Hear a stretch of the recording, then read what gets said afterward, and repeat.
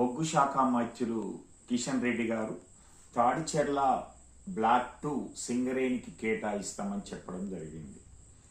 చాలా సంతోషం. ఈ సందర్భంగానే ఈరోజే తెలంగాణ బొగ్గని కార్మిక సంఘం మొన్న మీరు పెట్టినటువంటి రివ్యూ మీటింగ్లో తాడిచెర్ల బొగ్గు బ్లాక్తో పాటుగా కోయగూడెం బ్లాక్ 3 అయితేంది, సత్తుపల్లి బ్లాక్ 3 అయితేంది, అలాగే డిప్ సైడ్ మనుగూరు బ్లాక్ అయితేంది, వీటిని సింగరేణికే వేలం లేకుండా కేటాయించాలని, అలాగే మాదారం కానీ, గోలేట్ కానీ, కేకేఓసి కానీ, లేకపోతే పూసపల్లి JK5 ఎక్స్టెన్షన్ కానీ వీటికి కూడా పర్యావరణ అనుమతులతో పాటు ఫారెస్ట్ క్లియరెన్స్ కూడా తొందరగా ఇవ్వాలని తెలంగాణ బొగ్గని కార్మిక సంఘం కోరడం జరిగింది, డిమాండ్ చేయడం జరిగింది.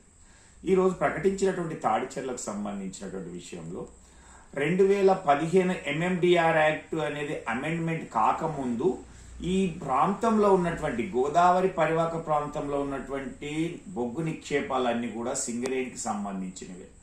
అయితే దీంట్లో కొన్ని సింగరేణి సంస్థ లీజ్ తీసుకున్నది, కొన్ని బ్లాకులకు లీజ్ తీసుకోలేకపోయింది. అయినప్పటికీ తాడిచెర్ల 2 బ్లాక్ కోసం 2013లో లీజ్ కోసం అప్లై చేసినప్పటికీ అది పెండింగ్ లో పెట్టి దాన్ని కేటాయించకపోవడం వలన అది సింగరేణికి దక్కలేదు అనేటువంటిది మనకు తెలుసు.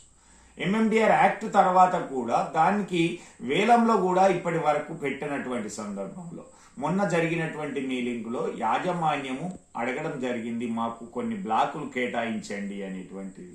కోయగూడెం 3 అయితే సత్తుపల్లి 3ని కూడా వాటిని రద్దు చేసి మాకు కేటాయించడం అని జరిగింది. కాబట్టి ఇచ్చినటువంటి బ్లాక్ 2 ఏదైతే తాడిచెర్ల ఉన్నదో అది సింగరేణికి కేటాయించడం సంతోషకరం. అలాగే ఇతర బ్లాకులు కూడా మాకు కేటాయించాలని తెలంగాణ బొగ్గని కార్మిక సంఘం డిమాండ్ చేస్తా ఉన్నది.